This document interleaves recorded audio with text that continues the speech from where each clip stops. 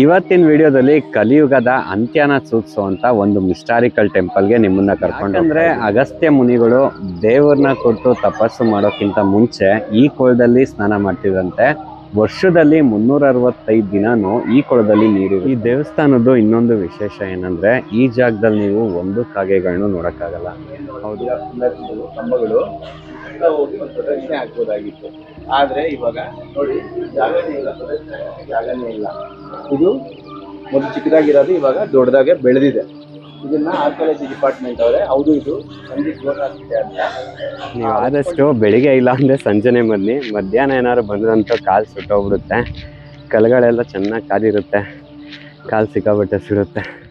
ನಾವು ನನ್ನ ಫ್ರೆಂಡ್ಸು ಮಂತ್ರಾಲಯಕ್ಕೆ ಹೊರಟಿದ್ವಿ. ಸೊ ಮಂತ್ರಾಲಯಕ್ಕೆ ಹೋಗೋಕ್ಕಿಂತ ಮುಂಚೆ ಒಂದೊಳ್ಳೆ ಬ್ಯೂಟಿಫುಲ್ ಆಗಿರೋವಂಥ ಒಂದು ಹಿಸ್ಟಾರಿಕಲ್ ಆಗಿರೋವಂಥ ಒಂದು ದೇವಸ್ಥಾನ ಇದೆ ಅಂತ ನಮಗೆ ಗೊತ್ತಾಯಿತು. ಸೊ ಆ ದೇವಸ್ಥಾನ ನೋಡಿಕೊಂಡು ನಾವು ಆಮೇಲೆ ಮಂತ್ರಾಲಯಕ್ಕೆ ಹೋದ್ವಿ. ನೀವು ಏನಾದ್ರು ಮಂತ್ರಾಲಯದ ಕಡೆ ಬಂದರೆ ಮೊದಲು ಈ ದೇವಸ್ಥಾನಕ್ಕೆ ಹೋಗಿ ಆಮೇಲೆ ಮಂತ್ರಾಲಯಕ್ಕೆ ಆರಾಮಾಗಿ. ಹಾಯ್ ಹಲೋ ನಮಸ್ಕಾರ, ಎಲ್ಲರೂ ಹೇಗಿದ್ದೀರಾ? ನಾನು ಚೆನ್ನಾಗಿದ್ದೀನಿ, ನೀವು ಚೆನ್ನಾಗಿರೋಂಥ ಭಾವಿಸ್ತೀನಿ. ವೆಲ್ಕಮ್ ಬ್ಯಾಕ್ ಟು ಪ್ರಮೋದ್ ಭಾರತೀಯ ಯೂಟ್ಯೂಬ್ ಚಾನಲ್.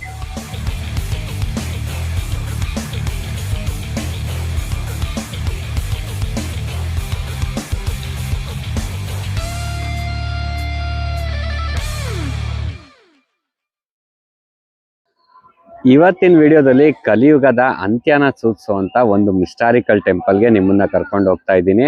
ಸೊ ವಿಡಿಯೋ ಅಂತೂ ತುಂಬಾನೇ ಇಂಟ್ರೆಸ್ಟಿಂಗ್ ಆಗಿರುತ್ತೆ, ಸ್ಕಿಪ್ ಮಾಡದೆ ಪೂರ್ತಿ ನೋಡಿ ಅಂತ ಕೇಳ್ಕೊತೀನಿ. ಹಾಗೆ ಯಾರಾದ್ರೂ ಫಸ್ಟ್ ಟೈಮ್ ನನ್ನ ಚಾನಲ್ನ ನೋಡ್ತಿದ್ರೆ ಮಿಸ್ ಮಾಡದೆ ಸಬ್ಸ್ಕ್ರೈಬ್ ಮಾಡ್ಕೊಳ್ಳಿ ಅಂತ ಕೇಳ್ಕೊಂತ ಬನ್ನಿ ಇವತ್ತಿನ ವಿಡಿಯೋನ ಸ್ಟಾರ್ಟ್ ಮಾಡೋಣ.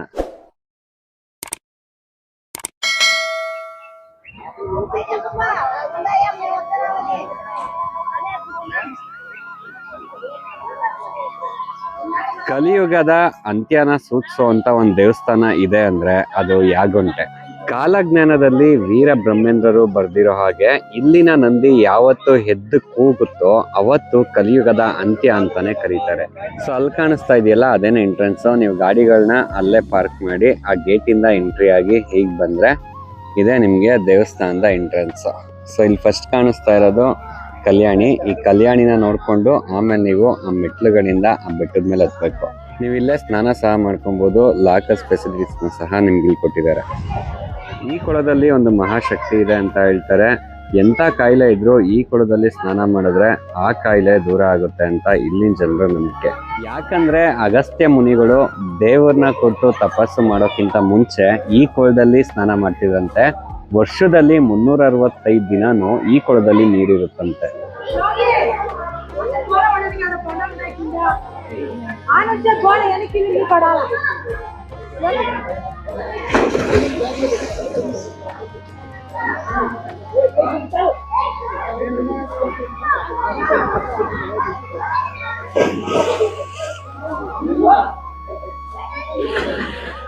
ಇಲ್ಲೊಂದು ನಂದಿ ಇದೆ ನೋಡಿ, ಆ ನಂದಿ ಮೇಲೆ ಯಾವಾಗ್ಲೂ ನೀರು ಸುರಿತಾನೆ ಇರುತ್ತಂತೆ. ಇಲ್ಲಿನ ಜನರನ್ನ ಕೇಳಿದಕ್ಕೆ ಆ ಬೆಟ್ಟದ ಮೇಲ್ಗಡೆಯಿಂದ ನೀರು ಬರುತ್ತಂತೆ, ಬಂದು ಆ ನಂದಿ ಮೇಲೆ ಬಿದ್ದು ಈ ಕಲ್ಯಾಣಿಗೆ ಹೋಗುತ್ತೆ ಅಂತ ಹೇಳ್ತಾರೆ.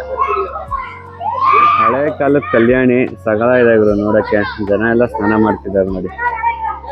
ಈ ಕಲ್ಯಾಣಿ ಸುತ್ತ ದೇವರಗಳ ಕೆತ್ತನೆ ಮಾಡಿದ್ದಾರೆ. ನಿಧಾನಕ್ಕೆ ನೋಡಿದ್ರೆ ತುಂಬಾ ಚೆನ್ನಾಗಿದೆ. ಹಳೆ ಕೆತ್ತನೆಗಳು ತುಂಬಾನೇ ಚೆನ್ನಾಗಿ ಕೆತ್ತಿದ್ದಾರೆ. ಈ ತರ ಸುತ್ತ ಕಲ್ಯಾಣಿ ಸುತ್ತಾನು ಮಾಡಿದ್ದಾರೆ ನೋಡಿ. ಅಲ್ಲೆಲ್ಲ ಕೆತ್ತಿದ್ದಾರೆ. ಮೋಸ್ಟ್ಲಿ ರಾಮಾಯಣ, ಈ ಕಡೆ ಬಂದ್ರೆ ಮಹಾಭಾರತ ಕೆತ್ತಿದ್ದಾರೆ. ಇದೆಲ್ಲ ರಾಮಾಯಣ. ಇಲ್ಲಿ ಲಿಂಗ ಕೆತ್ತಿದ್ದಾರೆ, ಅಲ್ಲಿ ರಾವಣ, ಗಣೇಶ ಅಲ್ಲಿ ಸ್ಟಾರ್ಟಿಂಗ್ ಅಲ್ಲಿ ನೋಡಿ, ಅಲ್ಲಿ ಗಣೇಶ ಆದ್ಮೇಲೆ ಇಲ್ಲಿ ರಾವಣನ ಕೆತ್ತಿದ್ದಾರೆ. ಮತ್ತೆ ಈ ಲಿಂಗಕ್ಕೆ ಇದು ಬೇಡರ ಕಣ್ಣಪ್ಪ ಅನ್ಸುತ್ತೆ, ಕಣ್ಣು ಕಿತ್ತು ಲಿಂಗಕ್ಕೆ ಹಾಕ್ತಾ ಇರೋದು. ಚೆನ್ನಾಗಿ ಕೆತ್ತಿದ್ದಾರೆ.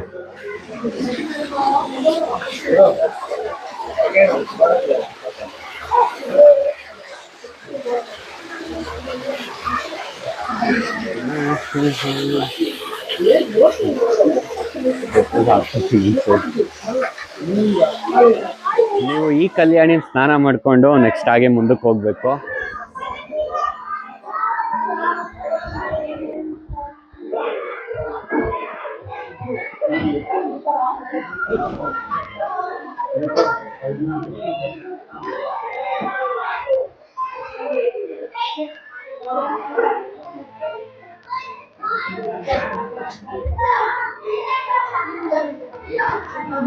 ಕಲ್ಯಾಣಿಯಿಂದ ಸ್ನಾನ ಮಾಡ್ಕೊಂಡು ಮುಂದೆ ಬಂದ್ರೆ ನಿಮ್ಗೆ ಈ ತರ ಇಲ್ಲಿ ಎಂಟ್ರೆನ್ಸ್ ಸಿಗುತ್ತೆ.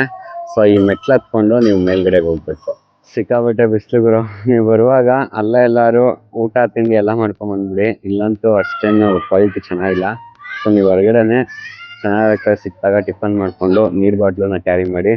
ಆದಷ್ಟು ಕಾಟನ್ ಬಟ್ಟೆ ಹಾಕಿ, ಯಾಕೆಂದ್ರೆ ಸಿಕ್ಕಾಪಟ್ಟೆ ಬಿಸಿಲಿದೆ. ದೇವಸ್ಥಾನದಲ್ಲಿ ನಿಮ್ಗೆ ಡೈಲಿ ಅನ್ನ ಸಂತರ್ಪಣೆ ಇರುತ್ತಂತೆ. ಸೊ ಮಧ್ಯಾಹ್ನ ಇರುತ್ತೆ ಮತ್ತೆ ರಾತ್ರಿ ಸಹ ಇರುತ್ತೆ. ನೀವೇನಾದ್ರು ಇಲ್ಲಿ ಬಂದು ಊಟ ಮಾಡಂಗಿದ್ರೆ ಅಲ್ಲೇ ಬಂದು ಊಟ ಮಾಡಿ. ಈ ದೇವಸ್ಥಾನ ಬಂದು ಬೆಳಿಗ್ಗೆ 6 ಗಂಟೆಗೆ ಓಪನ್ ಆಗುತ್ತೆ, ಮತ್ತೆ ಮಧ್ಯಾಹ್ನ 1 ಗಂಟೆವರೆಗೂ ಓಪನ್ ಇರುತ್ತೆ, ಮತ್ತೆ ಸಂಜೆ 3 ಗಂಟೆಗೆ ಓಪನ್ ಆದ್ರೆ ಸಂಜೆ 7:30 ಕ್ಲೋಸ್ ಮಾಡ್ತಾರೆ. ನೀವು ಅಷ್ಟ್ರಲ್ಲಿ ಬಂದು ದರ್ಶನ ಮಾಡ್ಬೇಕು.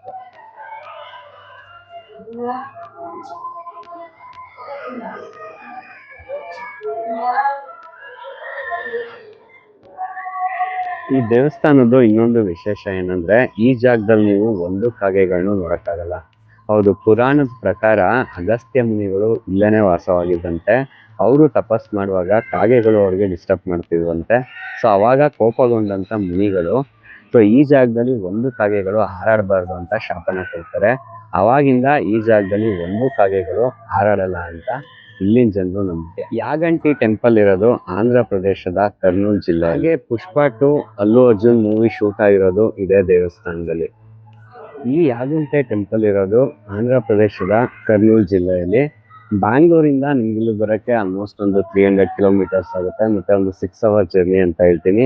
ಬೆಸ್ಟ್ ಪ್ಲಾನ್ ಏನಂದ್ರೆ ನೀವು ಯಾರು ಮಂತ್ರಾಲಯಕ್ಕೆ ಬರಂಗಿದ್ರೆ ನೀವು ಬ್ಯಾಂಗ್ಳೂರಿಂದ ಯಾಗುಂಟೆ ಬಂದು ಯಾಗುಂಟೆ ನೋಡ್ಕೊಂಡು ಇನ್ನೊಂದಷ್ಟು ಕೇವ್ಸ್ ಇದೆ, ಒಂದ್ 2-3 ಕೇವ್ಸ್ ಮತ್ತೆ ಅಕ್ಕಪಕ್ಕ ದೇವಸ್ಥಾನ ನೋಡ್ಕೊಂಡು ನೀವು ಮಂತ್ರಾಲಯಕ್ಕೆ ಹೋಗ್ಬೋದು. ಅಥವಾ ನೀವು ಮಂತ್ರಾಲಯಕ್ಕೆ ಹೋಗಿ ಮಂತ್ರಾಲಯ ದರ್ಶನ ಮುಗಿಸ್ಕೊಂಡು ಬರ್ತಾ ನೀವು ಯಾಗುಂಟೆಗೆ ಬಂದು ಇನ್ನೊಂದೆರಡು ಕೇವ್ಸ್ ದೇವಸ್ಥಾನ ನೋಡ್ಕೊಂಡು ನೀವು ಬ್ಯಾಂಗ್ಳೂರ್ಗಾದ್ರೂ ಹೋಗ್ಬೋದು. ಇಲ್ಲಿಂದ ಮಂತ್ರಾಲಯ ತುಂಬಾನೇ ಹತ್ರ ಇದೆ, ಆಲ್ಮೋಸ್ಟ್ 150 ಕಿಲೋಮೀಟರ್ಸ್ ಇದೆ. ಸೊ ನೀವೇನಾದ್ರು ಬಂದ್ರೆ ಯಾಗುಂಟೆನ ಮಿಸ್ ಮಾಡದೆ ನೋಡಿ ಅಂತ ಕೇಳ್ಕೊಳ್ತೀನಿ. ಶ್ರೀಮನ್ ನಾರಾಯಣ ಲಕ್ಷ್ಮಿನ ಹರಸುತ್ತಾ ಭೂಮಿಗೆ ಬಂದಾಗ ಮೊದಲು ಪಾದ ಇಟ್ಟಂತ ಜಾಗ ಇದೆ ಅಂತೆ. ಸೊ ಈ ದೇವಸ್ಥಾನ ನೀವು ಕಂಪ್ಲೀಟ್ ಮಾಡಕ್ಕೆ ಆಲ್ಮೋಸ್ಟ್ ಒಂದು 2 ರಿಂದ 3 ಅವರ್ ಬೇಕು. ನಿಧಾನಕ್ಕೆ ನೋಡ್ತೀನಿ ಅಂದ್ರೆ ಒಂದು 4 ಅವರೇ ಬೇಕು. ಆದಷ್ಟು ಬೆಳಿಗ್ಗೆ ಅಥವಾ ಸಂಜೆ ಬನ್ನಿ. ಮಧ್ಯಾಹ್ನ ಟೈಮ್ ಅಂತೂ ಸಿಕ್ಕಾಬಿಟ್ಟೆ ಬಿಸಿಲು. ವಯಸ್ಸಾದವ್ರು ಸಹ ಬರ್ಬೋದು, ಸ್ವಲ್ಪ ಮೆಟ್ಲುಗಳಿದೆ ಅಷ್ಟೇ. ಸ್ವಲ್ಪ ನಿಧಾನಕ್ಕೆ ಕೂತು ರೆಸ್ಟ್ ಮಾಡ್ಕೊಂಡ್ಬಂದ್ರೆ ವಯಸ್ಸಾದವ್ರು ಸಹ ಈ ದೇವಸ್ಥಾನ ನೋಡ್ಬೋದು.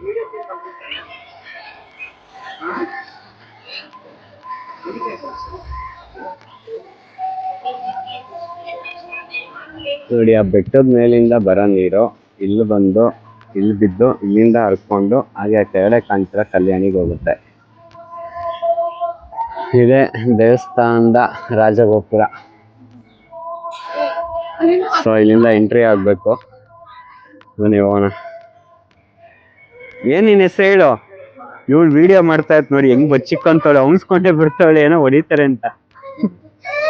ದೇವ್ರನ್ನ ನಿಮ್ಗೂ ತೋರ್ಸೋಣ ಅಂತ ಅನ್ಕೊಂಡೆ, ಬಟ್ ಇಲ್ಲಿ ಫೋನ್ ಅಲೋ ಮಾಡಲ್ಲ. ಈ ದೇವಸ್ಥಾನದ ಒಳಗಡೆ ಇರೋದು ಉಮಾಮಹೇಶ್ವರ ದೇವರು. ಈ ದೇವ್ರ ಸ್ಪೆಷಲ್ ಏನಂದ್ರೆ ಉಮಾಮಹೇಶ್ವರ ಆದ್ರೂ ಇದು ಲಿಂಗದ ರೂಪದಲ್ಲಿಲ್ಲ, ಮಾನವ ರೂಪದಲ್ಲಿದೆ. ನೀವು ಉಮಾಮಹೇಶ್ವರ ಟೆಂಪಲ್ ನೋಡ್ಕೊಂಡು ಹಾಗೆ ಬ್ಯಾಕ್ ಸೈಡ್ ಬಂದ್ರೆ ಇಲ್ಲಿ ನಿಮ್ಗೊಂದು ಕಲ್ಯಾಣಿ ಇದೆ. ಈ ಕಲ್ಯಾಣಿ ಸ್ಪೆಷಲ್ ಏನಂದ್ರೆ ಇಲ್ಲಿರೋಂಥ ನೀರು ತುಂಬಾನೇ ಕ್ರಿಸ್ಟಲ್ ಕ್ಲಿಯರ್ ಆಗಿದೆ. ನೋಡಿ ಎಷ್ಟು ತೆಳುವಾಗಿದೆ ನೀರು. ನೋಡಿ ಎಷ್ಟು ತೆಳುವಿಗೆ ಟ್ರಾನ್ಸ್ಪರೆಂಟ್ ಆಗಿದೆ ನೀರಿದು.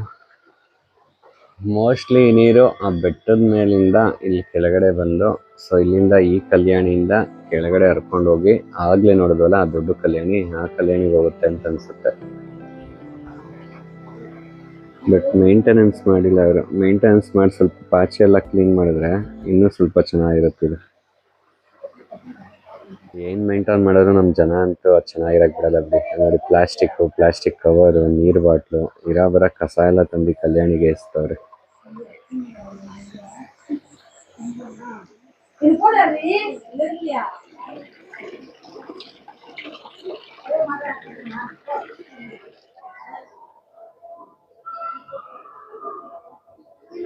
ಈಗ ನೋಡ್ತಾ ಇರೋ ನಂದಿ, ಇದನ್ನ ಕಲಿಯುಗದ ಅಂತ್ಯ ಸೂಚಿಸೋ ನಂದಿ ಅಂತಾನೆ ಹೇಳ್ತಾರೆ.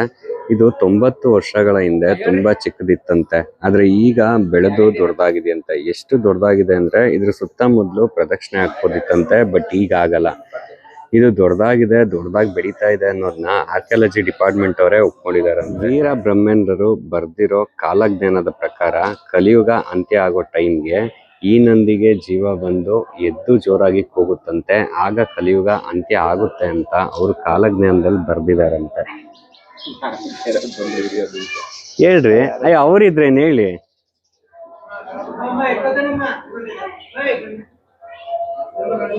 ಹಾಯ್ ಫ್ರೆಂಡ್ಸ್, ನೀವು ನೋಡ್ತಾ ಇದ್ದೀರಲ್ಲ ನಂದಿ, ಇದು ಮೊದಲು ತುಂಬಾ ಚಿಕ್ಕದಾಗಿತ್ತು. ಸುತ್ತಾಗಿ ಏನ್ ನೋಡ್ತಿದ್ದೀರಾ ಪಿಲ್ಲರ್ಸ್ ಕಂಬಗಳು, ಸುತ್ತ ಹೋಗಿ ಒಂದು ಪ್ರದಕ್ಷಿಣೆ ಹಾಕ್ಬೋದಾಗಿತ್ತು. ಆದ್ರೆ ಇವಾಗ ನೋಡಿ ಜಾಗನೇ ಇಲ್ಲ, ಪ್ರದಕ್ಷಿಣೆ ಹಾಕಕ್ಕೆ ಜಾಗನೇ ಇಲ್ಲ. ಇದು ಮೊದಲು ಚಿಕ್ಕದಾಗಿರೋದು ಇವಾಗ ದೊಡ್ಡದಾಗೆ ಬೆಳೆದಿದೆ. ಇದನ್ನ ಆರ್ಕಿಯಾಲಜಿ ಡಿಪಾರ್ಟ್ಮೆಂಟ್ ಅವರೇ ಹೌದು ಇದು ನಂದಿ ಗ್ರೋತ್ ಆಗ್ತಿದೆ ಅಂತ ಒಪ್ಕೊಂಡಿದ್ದಾರೆ. ಈ ನಂದಿ ಇನ್ನ ದೊಡ್ಡದಾಗಿ ಬೆಳೆದು ಎದ್ದು ನಿಂತ್ಕೊಂಡು ಕಲಿಯುಗದ ಅಂತ್ಯಕ್ಕೆ ಕೂಗುತ್ತಂತೆ. ಇದನ್ನ ವೀರ ಬ್ರಹ್ಮೇಂದ್ರ ಸ್ವಾಮಿಗಳು ಇದನ್ನ ಕಾಲಜ್ಞಾನದಲ್ಲಿ ಬರೆದಿದ್ದಾರೆ. ನೋಡಿ, ಈ ನಂದಿ ಕಾಣ್ತಿದೆಯಲ್ಲ, ಮೊದಲು ಈ 2 ಪಿಲ್ಲರ್ ಗಿಂತ ಮಧ್ಯದಲ್ಲಿ ಚಿಕ್ಕದಾಗಿತ್ತಂತೆ, ಬಟ್ ಈಗ ಬೆಳೆದು ದೊಡ್ಡದಾಗಿದೆ ಅಂತೆ. ಎಷ್ಟು ಚಿಕ್ಕದಿತ್ತು ಅಂದ್ರೆ ಇದ್ರ ಸುತ್ತ ಒಂದು ಪ್ರದಕ್ಷಿಣೆ ಬರ್ಬೋದಿತ್ತಂತೆ, ಅಷ್ಟು ಚಿಕ್ಕದಿತ್ತು. ಬಟ್ ಇವಾಗ ನೋಡಿ ಪ್ರದಕ್ಷಿಣೆ ಬರಕ್ಕಲ್ಲ, 2 ಪಿಲ್ಲರ್ ಮಧ್ಯದಲ್ಲಿ ಜಾಯಿನ್ ಆಗ್ಬಿಟ್ಟಿದೆ. ಅಷ್ಟು ದೊಡ್ಡದಾಗಿ ಬೆಳೆದಿದೆಯಂತೆ. ಇದು ಬೆಳೆದಿದೆ ಅಂತ ಆರ್ಕಿಯಾಲಜಿ ಡಿಪಾರ್ಟ್ಮೆಂಟ್ ಅವರೇ ಒಪ್ಕೊಂಡಿದಾರಂತೆ.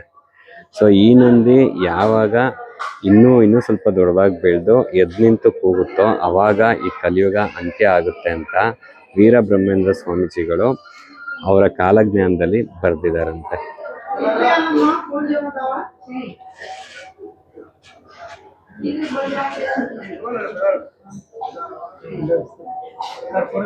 ನೀವು ಉಮಾಮಹೇಶ್ವರ ಟೆಂಪಲ್ನ ನೋಡ್ಕೊಂಡು ಹಾಗೆ ಇನ್ನೊಂಚೂರು ಹಂಗೆ ಬ್ಯಾಕ್ ಸೈಡ್ ಬಂದ್ರೆ ಇಲ್ಲೊಂದು ಕೇವ್ ಇದೆ.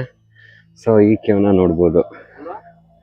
ನೋಡಿ, ಅಲ್ಲಿ ಕಾಣಿಸ್ತಾ ಇದೆಯಲ್ಲ ಆ ಬೆಟ್ಟ, ಅದು ಸೇಮ್ ಒಳ್ಳೆ ಆಂಜನೇಯನ ಮೂತಿ ಇದ್ದಂಗಿಲ್ವಾ? ನೋಡಿ, ಸೇಮ್ ಇಲ್ಲಿಂದ ನೋಡಕ್ಕಂತೂ ಸೇಮ್ ಹಂಗೆ ಇದೆ ಎಕ್ಸಾಕ್ಟ್ ಆಗಿ. ಎಷ್ಟು ದೊಡ್ಡದು ನೋಡಿ, ಸೇಮ್. ನೀವು ಅಲ್ಲಿಂದ ಮೆಟ್ಲತ್ಕೊಂಡು ಬರಬೇಕು. ಮೆಟ್ಲತ್ಕೊಂಡು ಬಂದರೆ ಮತ್ತೆ ಇಲ್ಲಿ ಮೆಟ್ಲುಗಳು ಸ್ಟಾರ್ಟ್ ಆಗುತ್ತೆ. ನೀವು ಫುಲ್ಲು ಮೆಟ್ಲತ್ಕೊಂಡು ಮೇಲ್ಗಡೆ ಹೋದರೆ ದೇವ್ರಿರೋದು. ಇಲ್ಲಿಂದ ವ್ಯೂ ನೋಡಿ ಎಷ್ಟು ಸಗದಾಗಿ ಕಾಣುತ್ತೆ. ಸೊ ಸುಮಾರು ಒಂದು 100-200 ಮೆಟ್ಲುಗಳಿದೆ, ಹತ್ಕೊಂಡು ಹೋಗ್ಬೇಕು. ಇಲ್ಲೆಲ್ಲ ಬ್ಯಾಟ್ಗಳಿದೆ, ಎಲ್ಲ ಮನೆ ಮಾಡ್ಕೊಂಬಿಟ್ಟು ಮೇಲ್ಗಡೆ ನೋಡಿ, ಇಲ್ಲೆಲ್ಲ ಬ್ಯಾಟ್ಗಳಿದೆ. చెప్పండి, ఇది యూట్యూబ్ లో వేస్తారంట, యూట్యూబ్ బ్లాగ్ చేస్తారంట. అక్కడ ఆకాశ మహర్షి తపస్సు చేసినాడు. ఇక్కడ యాగం చేస్తుంటే కాకులకు అధిపతులైన ఆకాశుడు వచ్చి తపోభంగం చేసినాడు. కాకి శనేశ్వరునికి ఇద్దరికి శాపం పెట్టినాడు స్వామి ఇక్కడ. అందుకే ఈ క్షేత్రంలో నవగ్రహాలు ఉండవు, కాకి ఇక్కడ తిరగదు. ಸೊ ಅವ್ರು ಏನು ಹೇಳಿದ್ರು ಅಂದ್ರೆ, ಮಹರ್ಷಿಗಳು ಇಲ್ಲಿ ಕೂತು, ಅಗಸ್ತ್ಯ ಮಹರ್ಷಿಗಳು ಇಲ್ಲಿ ಕೂತು ತಪಸ್ಸನ್ನ ಮಾಡ್ತಿರಂತೆ. ಸೊ ಅವಾಗ ಕಾಗೆಗಳು ಬಂದು ಡಿಸ್ಟರ್ಬ್ ಮಾಡ್ತಿದ್ವಂತೆ. ಅವಾಗ ಅಗಸ್ತ್ಯ ಮಹರ್ಷಿಗಳು ಶನಿ ಮಹಾತ್ಮಂಗೆ ಮತ್ತೆ ಕಾಗೆಗಳಿಗೆ ಒಂದು ಶಾಪನ ಕೊಡ್ತಾರೆ, ಇಲ್ಲಿ ಹಾರಾಡಬಾರ್ದು ಅಂತ. ಸೊ ಹಾಗಾಗಿ ಈ ಕ್ಷೇತ್ರದಲ್ಲಿ ನಿಮ್ಗೆಲ್ಲೂ ಕಾಗೆಗಳು ಕಾಣಲ್ಲ. ಇಲ್ಲಿ ಕಾಗೆಗಳಿಲ್ಲ, ಬರೀ ಬ್ಯಾಟ್ಗಳಿದೆ, ಅಂದ್ರೆ ಬಾವಲಿಗಳೇ ಇದೆ. ಇಲ್ಲೆಲ್ಲ ಎಣ್ಣೆ ತಕೊಂಡವ್ ನೋಡಿ, ಯಪ್ಪ ಎಣ್ಣೆ ತಕೊಂಡೈತ್ ನೋಡು. ಸೊ ನೀವು ಆ ದೇವಸ್ಥಾನ ನೋಡ್ಕೊಂಡು ನೆಕ್ಸ್ಟ್ ಇಲ್ಲಿ ವೆಂಕಟರಮಣ ಸ್ವಾಮಿ ದೇವಸ್ಥಾನ ಇದೆ. ಸೊ ಇಲ್ಲಿಗೆ ನೀವು ಬರಬೇಕು. ಇದು ಅಷ್ಟೇ, ಸ್ವಲ್ಪ ಮೆಟ್ಲಿದೆ, ಹತ್ಕೊಂಡು ಹೋಗ್ಬೇಕು. ಸೊ ನೀವು ಉಮಾಮಹೇಶ್ವರ ಟೆಂಪಲ್ನ ನೋಡಿದ್ಮೇಲೆ ನಿಮಗೆ ಪಕ್ಕದಲ್ಲಿ ಸಿಗೋ ಅಂಥದ್ದು ಅಗಸ್ತ್ಯ ಮಹರ್ಷಿಗಳು ತಪಸ್ ಮಾಡಿದಂಥ ಜಾಗ. ಅದನ್ನ ನೋಡ್ಕೊಂಡು ನಿಮಗೆ ಅಲ್ಲೇ ಪಕ್ಕದಲ್ಲಿ ವೆಂಕಟರಮಣ ಸ್ವಾಮಿ ದೇವಸ್ಥಾನ ಇದೆ. ಸೊ ಅದನ್ನ ನೋಡ್ಬೋದು. ಅದಂತೂ ಒಳಗಡೆ ಸಗದ ಗುರು. ಒಳಗಡೆ ಪೂಜಾರಿಗಳು ಒಂದೇನೋ ಇಂಟ್ರೆಸ್ಟಿಂಗ್ ಆಗಿರೋ ಅಂತ ಒಂದು ಕಥೆನ ಹೇಳಿದ್ರು, ತುಂಬಾ ಚೆನ್ನಾಗಿತ್ತು. ಬಟ್ ಅವ್ರು ತೆಲುಗುಲಿ ಹೇಳಿದ್ರು, ನಂಗೆ ಅರ್ಥ ಆಗ್ಲಿಲ್ಲ. ಈಗ ಅದನ್ನ ಕನ್ನಡದಲ್ಲಿ ನಮ್ಮ ಶೆಟ್ರು ಹೇಳ್ತಾರೆ, ಕೇಳಿ. ಶೆಟ್ರು ಏನಂದ್ರು? ಒಳಗಡೆ ವೆಂಕಟರಮಣ ಸ್ವಾಮಿ ದೇವಸ್ಥಾನ ಇದೆ. ಇಲ್ಲಿ ಅಗಸ್ತ್ಯ ಮಹಾಮುನಿಗಳು ಬಂದು ಮೊದಲು ಪೂಜೆ ಮಾಡ್ತಾ ಇದ್ರು. ಅದರಲ್ಲೇ ಈ ಸ್ವಾಮಿಯಲ್ಲಿ ಒಂದು ಸಣ್ಣ ಲೋಪ ಇದೆ ಅಂತ ಹೇಳಿದ್ರು. ಕಾಲ್ ಬೆರಳು ಉಗುರಲ್ಲಿ ಒಂದು ಸಣ್ಣದಾಗಿ ಡ್ಯಾಮೇಜ್ ಆಗಿರೋದ್ರಿಂದ ಮತ್ತೆ ಇಲ್ಲಿ ಪೂಜೆ ಮಾಡೋದನ್ನ ನಿಲ್ಲಿಸ್ಬಿಟ್ಟು ಕೆಳಗಡೆ ಹೋದ್ರು ಅಗಸ್ತ್ಯ ಮುನಿಗಳು ಅಂತ ಇಲ್ಲಿರೋ ಪುರೋಹಿತರು ನಮ್ಗೆ ಹೇಳಿದ್ರು. ಹಾಗೆ ಕೂಡ ಇಲ್ಲಿ ದೇವಸ್ಥಾನದಲ್ಲಿ ಮೇಲ್ಗಡೆ ಒಂದು ಸುರಂಗ ಮಾರ್ಗ ಇದೆ ಅಂತ ತೋರಿಸಿದ್ರು. ಅದಕ್ಕೋಸ್ಕರ ಇಲ್ಲಿ ಸಂಜೆ 6 ಗಂಟೆ ಅಷ್ಟರಲ್ಲಿ ಕ್ಲೋಸ್ ಮಾಡ್ತಾರೆ. ಆ ಸುರಂಗ ಮಾರ್ಗದ ಮುಖಾಂತರ ಇಲ್ಲಿ ದೇವತೆಗಳೆಲ್ಲ ಓಡಾಡ್ತಾರೆ ಅಂತ ಒಂದು ಇಲ್ಲಿರ ಪ್ರತೀತಿ.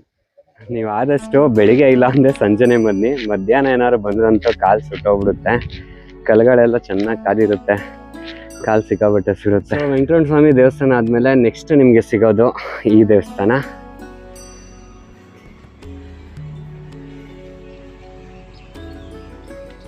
ಈ ದೇವಸ್ಥಾನದೊಳಗಡೆನೂ ಫೋನ್ ಅಲೋ ಇಲ್ಲ. ಇದರೊಳಗಡೆ ಇರೋದು ಶಿವಲಿಂಗ. ಸೊ ಇದನ್ನು ನೋಡಿಕೊಂಡು ಎಕ್ಸಿಟ್ ಆದರೆ ನೀವು ಇಲ್ಲಿಂದನೇ ನೀವು ಕಾರ್ ಪಾರ್ಕಿಂಗ್ಗೆ ಹೋಗ್ಬೋದು. ನಮ್ಮ ಕಾರ್ ಅಲ್ಲಿ ನಿಂತಿದೆ. ಸೊ ಅಲ್ಲಿಂದ ಮೆಟ್ಲು ಇಳ್ಕೊಂಡು ಹೋದರೆ ಕೆಳಗಡೆ ನಿಮಗೆ ಪಾರ್ಕಿಂಗ್ ಸಿಗುತ್ತೆ. ಅಲ್ಲೇ ಹೋಟೆಲ್ಸ್ ಇದೆ ಮತ್ತು ಊಟದ ವ್ಯವಸ್ಥೆನೂ ಸಹ ಇದೆ. ನೀವು ಇಲ್ಲೇ ಊಟ ಮಾಡಿಕೊಂಡು ಮುಂದಕ್ಕೆ ಹೋಗಿ. ಇಲ್ಲಿ ಕಾಗೆ ಶಾಪದ ಬಗ್ಗೆ 2-3 ಥರ ಕತೆ ಹೇಳ್ತಾರೆ. ಒಂದು ಕತೆ ಏನಂದರೆ, ವ್ಯಾಸ ಮಹರ್ಷಿಗಳು ಈ ಜಾಗದಲ್ಲಿ ಕೂತು ತಪಸ್ಸು ಮಾಡ್ತಿದ್ದಾಗ ಕಾಗೆಗಳು ತುಂಬ ಡಿಸ್ಟರ್ಬ್ ಮಾಡ್ತಿದ್ವಂತೆ. ಸೊ ಹಾಗಾಗಿ ಮಹರ್ಷಿಗಳು ಕಾಗೆಗಳಿಗೆ ಶಾಪ ಕೊಟ್ಟರು ಅಂತಲೂ ಹೇಳ್ತಾರೆ. ಇನ್ನೊಂದು ಕತೆ ಮೂಲಕ ವ್ಯಾಸ ಮಹರ್ಷಿಗಳು ಇಲ್ಲಿ ಯಾಗ ಯಜ್ಞಗಳು ಸಹ ಮಾಡ್ತಿರಂತೆ. ಸೊ ಒಂದು ಸಲ ಆ ಥರ ಯಜ್ಞ ಮಾಡುವಾಗ ಒಂದು ಕಾಗೆ ಸತ್ತೋಗಿರೋ ಅಂಥ ಪ್ರಾಣಿ ದೇಹನ ತಂದು ಆ ಯಜ್ಞದೊಳಗಡೆ ಬಿಡಿಸ್ಬಿಡ್ತಂತೆ. ಸೊ ಅದಕ್ಕೆ ಕೋಪಗೊಂಡಂಥ ಮಹರ್ಷಿಗಳು ಇಲ್ಲಿ ಈ ಜಾಗದಲ್ಲಿ ಯಾವುದು ಕಾಗೆಗಳು ಹಾರಾಡಬಾರ್ದು ಅಂತ ಶಾಪನ ಕೊಟ್ರಂತೆ. ಸೊ ಇದೊಂದು ಕತೆ. ಸೊ ನೋಡಿದ್ರಲ್ಲ ಯಾಗುಂಟೆ ಹೇಗಿತ್ತು. ಹೋಪ್ ಈ ವಿಡಿಯೋ ನಿಮ್ಗೆ ಇಷ್ಟ ಆಯಿತು ಅಂತ ಅಂದ್ಕೊಳ್ತೀನಿ. ಈ ವಿಡಿಯೋ ನಿಮ್ಗೆ ಇಷ್ಟ ಆಗಿದ್ರೆ ದಯವಿಟ್ಟು ಒಂದು ಲೈಕ್ ಮಾಡಿ. ಹಾಗೆ ವಿಡಿಯೋ ಹೇಗಿತ್ತು ಅನ್ನೋದನ್ನ ಕಮೆಂಟ್ ಮಾಡಿ. ಹಾಗೆ ಯಾರೆಲ್ಲ ನನ್ನ ಚಾನಲ್ನ ಸಬ್ಸ್ಕ್ರೈಬ್ ಮಾಡ್ಕೊಳ್ದೆ ನೋಡ್ತಾ ಇದ್ದೀರೋ ಅವರೆಲ್ಲ ಸಬ್ಸ್ಕ್ರೈಬ್ ಮಾಡ್ಕೊಳ್ಳಿ ಅಂತ ಕೇಳ್ಕೊತ. ಸೊ ಇದಾಗಿತ್ತು ನನ್ನ ಇವತ್ತಿನ ಈ ವಿಡಿಯೋ.